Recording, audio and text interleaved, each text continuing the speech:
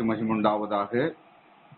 என் கண்மலையும் மீட்பருமாகிய கர்த்தாவே, அடியனுடைய வாயின் மூலமாய் பேசப்படுகிற வார்த்தைகளும் கேட்கிற உம்முடைய பிள்ளைகளுடைய இருதயத்தின் சிந்தனைகளும் உம்முடைய சமூகத்தில் ஒன்றாயிருப்பதாக. ஆமென். ஆண்டவரும் இரட்சகருமாகிய இயேசு கிறிஸ்து நாமத்தினாலே இந்த அதிகாலை நேரத்தில் தொலைபேசி வாயிலாய் கூடி வந்திருக்கிற அன்பு சகோதர சகோதரிகளை வாழ்த்துகிறேன். கர்த்தர் உங்களை ஆசீர்வதிப்பாராக. மீண்டுமாக உங்களோடு கூட கர்த்தருடைய வார்த்தைகளை தெளிவுபட பேசுவதற்கு எனக்கு வாய்ப்பு கொடுத்த ஆண்டவராகிய இயேசு கிறிஸ்துவுக்கு நன்றி. இந்த குழுவில் உள்ள ஒவ்வொருவருக்கும் நான் நன்றி தெரிவித்துக் கொள்கிறேன். இன்றைக்கு நம்ம தியானத்துக்கென்று கீழ்ப்படியாமை என்ற தலைப்புல சில வசனங்களை நம்ம தியானம் பண்ணலாம். ஒருவேளை இதுக்கு முன்னாடி இதே தலைப்புல யாராவது பேசியிருக்கலாம். ஆனாலும் தேவ வார்த்தை எத்தனை முறை வேணாலும் கேட்கலாம். கீழ்ப்படியாமை முதல் ஆதியாகமம் முதல் வெளிப்படுத்தின விசேஷம் வரைக்கும் பல இடங்களிலே பல நமக்கு முன்னிருந்தவர்களை பற்றி அந்த கீழ்ப்படியாமனால எவ்வளவு அவர் வாழ்க்கையில பின்தங்கினார்கள், அழிந்து போனார்கள், எப்படி அவர்கள் தேவனால புறக்கணிக்கப்பட்டார்கள் என்று சொல்லி வேதத்தில் நிறைய இடங்களிலே சொல்லப்பட்டிருக்கிறது. குறிப்பாக ஆதியாகமம் புஸ்தகத்திலிருந்து தொடங்கின நிறைய காரியங்களை சொல்லியிருந்தாலும் நான் சில வார்த்தைகளை மட்டும் உங்களுக்கு கோடிட்டு காமிச்சு முடிச்சிடுறேன். அப்போஸ்தலனாகிய பவுல் ரோமாபுரிக்கு எழுதின நிருப பாடத்துல 5வது அதிகாரத்துல 19வது வசனம், 6வது அதிகாரத்துல 12வது வசனம் நான் வாசிக்கிறேன். ரோமர் 5:19 சொல்லப்பட்டிருக்கிறது. அன்றியும் ஒரே மனுஷனுடைய கீழ்ப்படியாமையினாலே அநேகர் பாவிகளாக்கப்பட்டது போல ஒருவருடைய கீழ்ப்படிதலினாலே அநேகர் நீதிமான்களாக்கப்படுவார்கள் என்று எழுதப்பட்டிருக்கிறது. இதனுடைய முன்னோர் செய்த அந்த பாவத்தை நிமித்தம், கீழ்ப்படியாம போனது நிமித்தம் அநேகர் பாவ அந்த வாழ்க்கைக்கு கடந்து போய் நரகத்துக்கு நேராக கடந்து போனார்கள். அதே போல யார் முன்னோர்களில் யார் கீழ்ப்படிந்து நடந்தார்களோ அவர்கள் நிமித்தமாய் கடந்து வந்த சந்ததி அநேகர் நித்தியத்துக்கான வழிகளை தெரிந்து கொண்டார்கள். இது ரெண்டுமே ஆதியாகமம் புஸ்தகத்தில் சொல்லப்பட்டிருக்கிறது. 3வது அதிகாரம் 6வது வசனத்துல நம்ம வாசித்து பார்த்தோம் சொன்னா அங்க தெளிவுபட சொல்லப்பட்டிருக்கிறது. கவனிங்க. ஸ்திரீயானவள் புசிக்க வேண்டாம் என்று சொல்லப்பட்ட கனியை அவள் மீறுதல் அடைந்து, அதாவது தேவனுடைய வார்த்தைக்கு கீழ்ப்படியாமல் அந்த ஸ்திரீயை வஞ்சிக்கிற சர்ப்பத்தின் வார்த்தையை கேட்டது நிமித்தம் அந்த கனியை புசித்து பாவத்துக்கு உட்பட்டாள். அது மட்டும் இல்ல, தன்னுடைய கணவனாகிய ஆதாமுக்கும் அதே கனியை கொடுத்து அதை புசிக்கும்படி செய்து அந்த மனுஷனும் பாவத்துக்கு உட்பட்டார் என்று வேதத்திலே நம்ம அறிகிறோம். இது விளக்கம் தேவையில்லை, உங்களுக்கு அதை நினைவுபடுத்துறேன். அப்போ ஆதி மனிதனாகிய ஆதாமும் ஏவாளும் முதல் மனுஷியாக உருவாக்கப்பட்ட அந்த நாளிலேயே தேவ வார்த்தைக்கு கீழ்ப்படியாமையினாலே அவர்கள் பாவத்துக்குட்பட்டார்கள். இது நிமித்தமா நடந்தது என்னன்னு சொன்னா வேதாகமத்துல தெளிவா நிறைய காரியம் சொல்லப்பட்டிருக்கிறது. 19வது வசனத்துல, அதாவது 3வது அதிகாரம் 19வது வசனம், நீ பூமியிலிருந்து எடுக்கப்பட்டபடியால் பூமிக்கே திரும்புவாய். அதனுடைய அர்த்தம் என்னன்னா, நீ மண்ணினால உருவாக்கப்பட்ட மனுஷன், நீ செத்து போயிடுவ, உனக்கு மண்ணுல கொண்டு போய் புதைக்கப்படும் அப்படின்னு அந்த வார்த்தையில உள்ளான அர்த்தம் சொல்லப்பட்டிருக்குது. நீ மண்ணா இருக்கிறாய், மண்ணுக்கே திரும்புவாய். அப்போ இந்த ரெண்டு வார்த்தையுமே, பூமி மண்ணு என்று சொல்லப்படுகிற ரெண்டு வார்த்தையுமே மனுஷனுக்கு சாபமாக மாறினது. காரணம் என்னன்னு சொன்னா, ஆண்டவராலே தெரிந்து கொள்ள முதல் மனிதனா படைக்கப்பட்டவரை பாவம் செஞ்சிட்டாங்க. அதனால அந்த பாவத்தின் நிமித்தம், இந்த பாவம் செய்வதற்கு முன்பாக தேவ வார்த்தையை மீறிட்டாங்க. அவங்க சொன்னதை, ஆண்டவர் சொன்னதை இவங்க அசட்டை பண்ணிட்டாங்க. பாப்போம், இவரு நல்லா தான் சொல்றாரு, இந்த சர்பன்றவர் யாருன்னு தெரியல அவங்களுக்கு, அவரு நல்லா தான் சொல்றாரு, நல்ல யோசனை சொல்றாரு, அது நல்ல இனிமையா இருக்கும், உங்களுடைய கண்கள் தெளிவிக்கப்படும், நீங்க தேவ தூதர்களை போல ஆயிடுவீங்க அப்படின்னு சொல்லி நிறைய காரியங்களை அவங்கள ஈர்க்கும்படியாய், வஞ்சித்து ஈர்க்கும்படியாய் சொன்ன அந்த வார்த்தைகள் அவர்களை மயக்கினது. அதனாலதான் அவங்க அந்த காரியத்திலிருந்து தெளிவாக சொல்ல வேண்டுமானால் பாவத்துக்குட்பட்டார்கள் என்று அங்க தெளிவா சொல்லப்பட்டிருக்குது. அதே 26வது அதிகாரத்துல, ஆதியாகமம் 26வது அதிகாரத்துல 4-5 வசனங்களை வாசிக்கிற பொழுது அங்க ஒரே ஒரு மனிதனுடைய கீழ்ப்படிதலினாலே, நான் முதல்ல சொன்ன கீழ்ப்படியாமையினாலே பாவத்துக்கு உட்பட்டாங்க. அந்த சந்ததி ஃபுல்லா பாவத்துக்கு. ஒருவேளை அந்த கனியை சாப்பிடாம ஆண்டவருடைய வார்த்தையை அவர்கள் கீழ்ப்படிந்து நடந்திருப்பார்களானால் மனிதனுக்கு மரணம் என்பதே நிகழ்ந்திருக்காது. உலகத்துல பிறந்தவர்கள் அவ்வளவு பேரும் உயிரோடு இருக்கக்கூடும். ஒரு கற்பனையில கண்ணை மூடிட்டு நம்ம யோசித்து பார்க்கணும். உலகத்துல ஆதாம் தொடங்கி இன்னை வரைக்கும் பிறந்த மனிதன் அப்படியே இருப்பார்களானால் பூமி தாங்காது. ஏன்னா அந்த அளவுக்கு எத்தனையோ கோடி பெருகி இருக்கும்.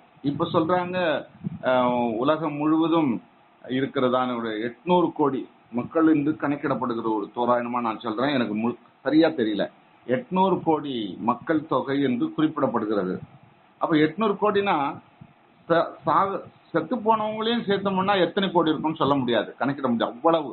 அப்போ ஆண்டவர் ஒரு காரணத்தை வச்சிருக்கிறார். அப்ப நீங்க பாவம் செஞ்சதுனால செத்து போயிடுவீங்க. செத்த பிறகும் அவனுடைய ஆன்மா 2 இடத்துக்கு போக வேண்டிய நிலைப்பாடு இருக்கிறது. ஒன்னு படைத்தவர்கிட்ட, இன்னொன்னு படைக்காத சத்ரு, அந்த ஏமாற்றுக்காரனாக அந்த சர்பத்துக்கிட்ட. இந்த 2 வழியும் கொடுத்துட்டாரு, நீங்களே தெரிந்து கொள்ளுங்கன்னு. ஆகவேதான் கீழ்ப்படிந்து நடக்க ஒரு மனுஷன் உண்டானார். அவர் தான் ஆபிரகாம். ஆபிரகாம் எப்படி கீழ்ப்படிந்தார்னு பார்க்கிற பொழுது ஆதியாகமம் புஸ்தகம் 26வது அதிகாரம் 4-5 வசனங்களை வாசித்து பார்த்தோம்னு சொன்னா அங்க தெளிவா சொல்லப்பட்டிருக்கிறது. ஆபிரகாம் என் சொல்லுக்கு கீழ்ப்படிந்து என் விதிகளையும் என் கற்பனைகளையும் என் நியமங்களையும் என் பிரமாணங்களையும் கை கொண்டபடியினால் நான் உன் சந்ததியை வானத்து நட்சத்திரங்களைப் போல பெருக பண்ணி உன் சந்ததிக்கு இந்த தேசங்கள் யாவையும் தருவேன், உன் சந்ததிக்குள் பூமியில் உள்ள சகல ஜாதிகளும் ஆசீர்வதிக்கப்படும் என்று ஆண்டவர் அவருக்கு சொல்லுகிறார். நல்லா கவனிச்சு பார்க்கணும். அப்போ கீழ்ப்படிந்த ஒரு மனிதனுக்கு ஆண்டவர் என்ன சொல்லுகிறாரு, கீழ்ப்படியாத ஒரு மனிதனுக்கு என்ன சொன்னார்? ரெண்டுமே ஆண்டவரால உண்டாக்கப்பட்டவங்க. 2 வார்த்தைகளும் கர்த்தருடைய வாயிலிருந்து வருகிறது. அப்ப கீழ்ப்படியாத போனவர்களுக்கு சாபத்தீடான வார்த்தைகளை சொல்றார், கீழ்ப்படிந்தவர்களுக்கு ஆசீர்வாதமான வார்த்தைகளை சொல்றார். இன்னைக்கு நீங்களும் நானும் கூட வேதத்தை படிக்கிறோம், நூற்றுக்கணக்கான சத்தியங்கள் விளக்கி சொல்ல கேட்கிறோம். எத்தனையோ நல்ல விவரம் புரிந்தவர்கள், சத்தியத்தை ஆராய்ந்து பார்த்தவர்கள் நமக்கு சொல்லிக் கொடுக்கறாங்க. இப்படிதான் செய்யணும், இப்படி செய்யக்கூடாது, இப்படி செய்தோம்னா நம்முடைய வாழ்வில் இப்படி பல சம்பவங்கள் நடக்கும், இப்படி செய்யாத அதுல இருந்து விலகி போனா நம்முடைய சுபிட்சமா நம்முடைய வாழ்க்கை இருக்கும் என்று சொல்லி பல காரியங்களை பல கோணங்களிலே நமக்கு சொன்னாலும் கூட அநேக வேளைகளிலே அந்த ஆதாமை போல் நம்ம கீழ்ப்படியாமையினாலே மனம் நொந்து பாவத்துக்குட்பட்டு மனது வேதனையோடு இருக்கக்கூடிய சூழ்நிலையெல்லாம் நம்ம அறிந்திருக்கிறோம், அடைந்திருக்கிறோம். நல்லா யோசித்து பார்த்தீங்கன்னா, இப்ப இந்த குழுவில் இருக்கிற எத்தனை பேர் நீங்க இருக்கு எனக்கு தெரியாது, அத்தனை பேரும் அல்லது பேசிக்கொண்டிருக்கிற நானும் உங்களோட இணைந்து எத்தனை முறை கோபப்பட்டிருக்கிறோம், எத்தனை முறை தப்பா பேசியிருக்கிறோம், எத்தனை பேர் வைராக்கியம் வச்சிருக்கிறோம், எத்தனை பேர் மற்றவர்களை புறம்பா சொல்றோம், எத்தனை பேருடைய மன உளைச்சலுக்கு ஆளாக்கி இருக்கிறோம். நமக்கு நாமே கணக்கிட்டு பார்க்கணும். இது யாரும் நம்மளை போய் கேட்க போறதில்ல. நமக்கு நாமே, நம்ம மனசாட்சிக்கும் நமக்கும் சிந்தித்து பார்க்கணும். நான் நேற்றைய தினத்துல, முந்தா நாள் தினத்துல, போன மாசத்துல, போன வாரத்துல இவ்விதமா என் வாயின் வார்த்தையினால அவங்கள நல்லா நோக்கடிச்சினேன். அவங்களுடைய நான் இது தப்பு இல்லையா, ஆண்டவர் என்னை ஏற்றுக்கொள்வாரா, இந்த நிலையை நம்ம ஒவ்வொருத்தரும் நான் பேசிக்கொண்டிருக்கிற என்னோட சேர்த்து அப்படி சிந்திப்போமானால் இதை கவனிக்கிறவர் தேவனாய் இருக்கிறார், அதை உள்ளத்தை ஆராய்கிற தேவன். அப்போ இந்த ஆதாமை போல வஞ்சிக்கப்படக்கூடாதபடி ஆபிரகாமை போல நான் காண்பிக்கும் தேசத்துக்கு நீ போன்னு சொன்ன அந்த வார்த்தை அப்படியே கீழ்ப்படிந்து கடந்து போனார். பார்த்தீங்களா, அவர் அப்படி போனதுனால தான் அவர் சொல்றாரு, அவர் உன்னை எப்படியெல்லாம் நான் ஆசீர்வதிப்பேன், என் வார்த்தைக்கு நீ கீழ்ப்படிந்த, அதனால நான் உன்னை இப்படியாக ஆசீர்வதிப்பேன் அப்படின்னு சொல்றாரு. நீங்க இதுக்கும் இந்த நம்ம வாழ்கிற இந்த சந்ததிக்கும் என்ன சம்பந்தம் அப்படின்னு சொல்லி பார்த்தோம்னா, ஆதாம் தொடங்கி ஆபிரகாமுக்கு ஆபிரகாம் தொடங்கி மத்தேயு சுவிசேஷத்தில் சொல்லப்பட்ட இயேசு கிறிஸ்து வரை அந்த ஆசீர்வதிக்கப்பட்ட சந்ததியில தான் வருகிறார். இப்ப ஆபிரகாமுடைய சந்ததியிலே இயேசு கிறிஸ்து பிறந்தார் என்பதை நீங்க வீட்டில் இருக்கும்போது மத்தேயு எழுதின சுவிசேஷம் முதல் அதிகாரத்துல 2வது வசனத்திலிருந்து 16வது வசனம் வரைக்கும் வீட்டுல வாசித்து பாருங்க. அந்த சந்ததியாய் சொல்லப்பட்டிருக்கும். இவருக்கு இவர் பிறந்தார், இவருக்கு அவர் பிறந்தார் சொல்லிக்கிட்டே இருப்போம். அப்ப கடைசி வரும் பொழுது அந்த சந்ததியில தான் இயேசு கிறிஸ்து பிறந்தார். அப்ப தேவகுமாரனாகி கிறிஸ்துவே ஆபிரகாமுடைய சந்ததியிலே பிறக்கிறார் என்றால் அந்த ஆபிரகாம் எப்பேற்பட்ட கீழ்ப்படிந்த மனிதனாக இருந்திருக்கிறார், அவர் எப்பேற்பட்ட தேவனுக்கு பிரியமான மனுஷனா இருந்திருக்கிறார். ஆபிரகாமுக்கு சொன்ன அந்த வார்த்தை தேவனால் மாற்றக்கூடாதபடி அது முத்திரிக்கப்பட்டிருக்கிறது என்பதை நம்ம அறிந்து கொள்ள முடிகிறது. அதே நீங்க பழைய ஏற்பாட்டின் காலத்தில் என்னாகும் புஸ்தகத்துல 20வது அதிகாரம் 24வது வசனத்துல சொல்லப்பட்டிருக்கிறது. கவனிங்க, என்னாகும் 20:24 கர்த்தர் மோசேக்கும் ஆரோனுக்கும் பாலும் தேனும் ஓடுகிற கானான் தேசத்துக்கு நீங்க போகக்கூடாது, உங்களை அனுமதிக்க மாட்டேன் அப்படின்னு சொல்லி ஒரு வார்த்தையை அவங்களுக்கு கடினமா சொல்றாரு ஆண்டவர். இது எப்படி? இது நல்லா யோசித்து பாருங்க. பாலும் தேனும் ஓடுகிற அந்த கானான் தேசத்துக்கு இஸ்ரவேல் மக்களை நீதாம்பா நடத்திக்கிட்டு போகணும், உன்னை நான் அதுக்கு தலைவனா வைக்கிறேன் அப்படின்னு சொல்லி மோசையை அழைத்து சொன்ன ஆண்டவர் இப்ப இங்க சொல்றாரு, நீங்க 2 பேரும் அந்த தேசத்துக்குள்ள போக முடியாது. ஏன்னு கேக்குறாங்க. அப்ப அவர் சொல்றாரு ஆண்டவர், மேரிபா என்கிறதான அந்த நீர்வீழ்ச்சி தண்ணி, அந்த மலையை பார்த்து, அந்த கற்பாறையை பார்த்து நீ பேசுன்னு சொன்னாரு. இவர் கோலில அடிச்சுட்டாரு. அப்போ ஆண்டவருடைய கட்டளை மீறிட்டாரு. இதனுடைய தண்டனை என்ன தெரியுங்களா? நீங்க இவ்வளோ 40 வருஷமா அந்த வனாந்தரத்தை சுற்றி திரிந்து அவ்வளவு கஷ்டப்பட்டு அந்த மக்களை நடத்திக்கிட்டு போறீங்களே, அவங்க தான் போவாங்க, ஆனா நீங்க போக மாட்டீங்க 2 பேரும் அப்படின்னு சொல்லி இந்த 2 பேருக்கும், மோசேக்கும் ஆரோனுக்கும் தேவன் ஒரு சாப வார்த்தையை சொல்லி விடுகிறார். அப்போ ஆண்டவருக்கு கீழ்ப்படியாமை யாரா இருந்தாலும், மோசையை குறித்து ஆண்டவர் சொல்லும்போது சொல்றாரு, என் வீட்டில் எங்கும் அவனுக்கு சுதந்திரம் உண்டு, அவனை போல முகமுகமாய் பேசி என்னோடு பேசின வேற மனுஷன் இந்த பூமியில இல்ல அப்படின்னு சொல்லி மோசையை குறித்து ஆண்டவர் அவ்வளவு தெளிவாய் சொன்னாரு. ஆனாலும் கூட அந்த சீனாய் மலையில பேசும்பொழுது 40 நாள் என்று சொல்லி 3 முறை அந்த மோசே உபவாசம் இருந்து இரவும் பகலும் அவருடைய பாதத்துல விழுந்து கிடந்து உபவாசம் பண்ணி ஜெபித்து தான் கட்டளைகளை பெறுகிறார். அப்படிப்பட்ட மோசேக்கு தேவன் ஆசீர்வதித்து கொடுக்கக்கூடிய அந்த தேசத்துக்கு போகக்கூடாதபடி தடை பண்ணிட்டாரு. அப்ப எவ்வளவு பெரிய வேதனையா இருந்திருக்கும் அவருக்கு. காரணம் இந்த மீறுதல். என் வார்த்தையை நீ கீழ்ப்படியில, நீ கீழ்ப்படியாமையினாலே நான் உனக்கு கொடுக்கிற அந்த நல்ல தேசத்துல உன்னை பிரவேசிக்க விட மாட்டேன், நீ அதுக்கு முன்னாடியே இறந்து போயிடுவ அப்படின்னு சொல்றாரு. அப்போ அவ்வளோ பெரிய தேவ மனுஷனுக்கு இந்த வார்த்தை இருக்குமானால் நீங்களும் நானும் எம்மாத்திரம் கொஞ்சம் யோசித்து பார்க்கணும். அவங்களோட நம்மளை ஒப்பிட்டு பார்க்கணும். அவர்கள் இஸ்ரவேலர்களா இருந்தாங்க, நம்ம எல்லாம் கிறிஸ்தவர்களா இருக்கிறோம். அவர்களெல்லாம் தெரிந்து கொள்ளப்பட்ட அழைக்கப்பட்டவர்கள், நம்ம எல்லாம் தெரிந்து கொள்ளப்பட்டவர்கள், நல்லா தெளிவா சொல்லப்பட்டிருக்கிறது. அப்போ இப்படி தேவனாலே அழைக்கப்பட்டும் தெரிந்து கொள்ளப்பட்டும் 2 ஜாதியினருமே நம்ம அவருடைய பிள்ளைங்க. அப்படிப்பட்ட பிள்ளைகளா இருந்தும் கூட அவர்களுக்கு அந்த ஆசீர்வாதத்தை கொடுக்கல. நீங்க என்ன 27வது அதிகாரத்துல 12, 13, 14 வசனங்களை வாசித்து பார்த்தீங்கன்னா அங்க தெளிவா சொல்லப்பட்டிருக்கு. பின்பு கர்த்தர் மோசையை நோக்கி, நீ இந்த அபாரிம் மலையில் ஏறி நான் இஸ்ரவேல் புத்திரருக்கு கொடுத்த தேசத்தை பார், நீ அதை பார்த்த பின்பு உன் சகோதரனாகிய ஆரோன் சேர்க்கப்பட்டது போல நீயும் உன் ஜனத்தரிடத்தில் சேர்க்கப்படுவாய் அப்படின்னு சொல்லிட்டு 14ஆம் வசனம் சொல்றாரு. சபையார் வாக்குவாதம் பண்ணின சீன் வனாந்தரத்திலே தண்ணீருக்கு அடுத்த விஷயத்தில் அவர்கள் கண்களுக்கு முன்பாக என்னை பரிசுத்தம் பண்ண வேண்டிய நீங்கள் என் கட்டளையை மீறினீர்களே என்றார். இது சீன் வனாந்தரத்தில் காதேசூர் அருகே உண்டான மேரிபாவின் தண்ணீருக்கு அடுத்த காரியமே என்று சொல்லப்பட்டிருக்கிறது. அப்ப அந்த மீறுதல்கள் தேவனுக்கு பிரியமில்லை. எவ்வளவு நண்பராய் இருந்தாலும், ஆண்டவருக்கு பிரியமான அந்த மனுஷனா இருந்தாலும் கூட அந்த மீறுதல்கள் நிமித்தம் ஆண்டவர் அவரை அந்த தேசத்துக்கு கொண்டு போகவில்லை என்று தெளிவா சொல்லப்பட்டிருக்கிறது.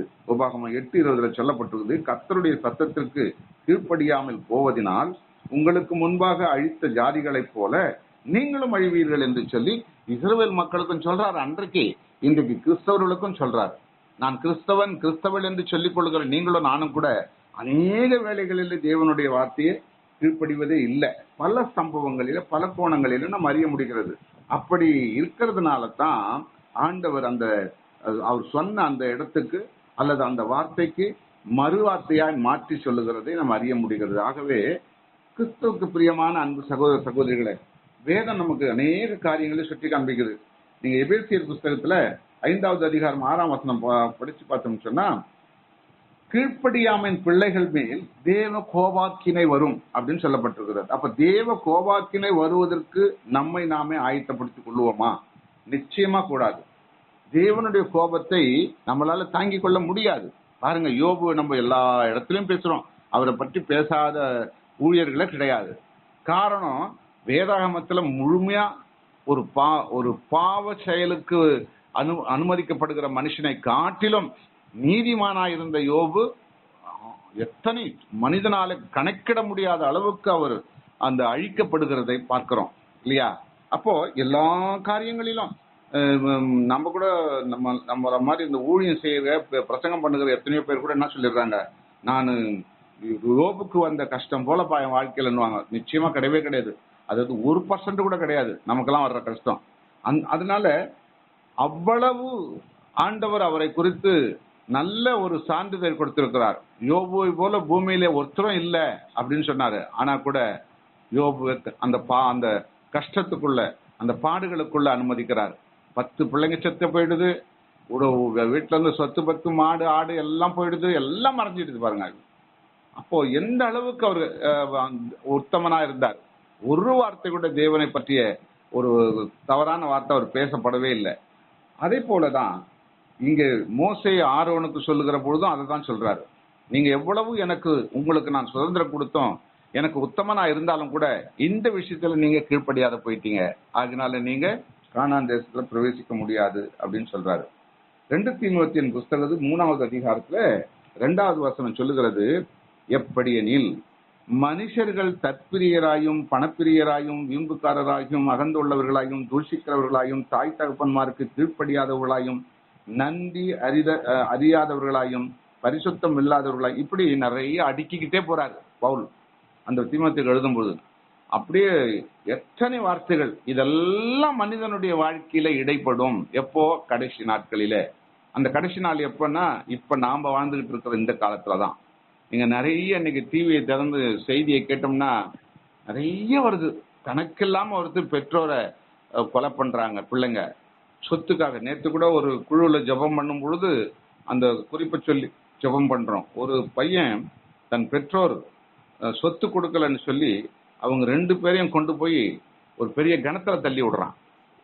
தாயும் தகப்பனையும் சாகடிச்சு துணிகரமா சாகடிக்கிறாங்க பெற்றவங்களை. அப்போ அதுதாங்க பெற்றோருக்கு கீழ்ப்படியாதனால அவங்க அந்த பிள்ளைகள் அந்த சொத்து வச்சிருக்கிறது யாருக்கு? பிள்ளைகள் தான். அது சரியான நேரத்தில் அவங்களுக்கு கொடுப்பாங்கன்னு நல்லா தெரியும் இவங்களுக்கு. ஆனா அதற்கு முன்னாடியே முரட்டு குணம், அவனுடைய பாவ செயல், அவனுடைய உள்ளம் ரொம்ப முரட்டாட்டம் உள்ளதா இருக்கிறதுனால பெத்த தாய் தகப்பனையும் கொலை செய்யறாங்க, மருந்து வச்சு பண்றாங்க, கத்தியால வெட்டுறாங்க. இன்னைக்கு நிறைய கணக்கில் அடங்காத சம்பவங்கள் இன்னைக்கு வருகிறது. அன்பு தணிந்து போகிற ஒரு காலம். அதுதான் நம்ம இப்போ வாழ்ந்துகிட்டு இருக்கிற இந்த காலம். இன்னும் நம்ம இன்றைக்கு இருக்கிற இந்த சந்ததி முடிந்து அடுத்த சந்ததி உருவாகி போகிற பொழுது இன்னொரு மோசமா நம்மளால கண் கொடுத்து பார்க்க முடியாது, அதை நம்ம சொல்ல முடியாது. அவ்வளவு கொடுமை ஏற்படும் என்று நம்ம திட்டமா அறிய முடிகிறது. அதனால கீழ்ப்படிதல் என்பது ரொம்ப ரொம்ப அவசியம். கீழ்ப்படியாம இருந்தால் என்ன நடக்கும் என்பதை தான் நான் இப்போ உங்களுக்கு சொல்லிட்டு வரேன். கீழ்ப்படியாமல் இருக்கிறத பத்தி இன்னும் ஒரு வார்த்தை என்ன சொல்லுதான், 1 பேதுருவின் புஸ்தகம் 4வது அதிகாரம் 17வது வசனத்துல சொல்லப்படுகிறது. கவனிங்க, நியாய தீர்ப்பு தேவனுடைய வீட்டிலே துவங்கும் காலமா இருக்கிறது. முந்தி நம்மிடத்தில் அது துவங்கினால், அங்கதான் கவனிக்கணும்.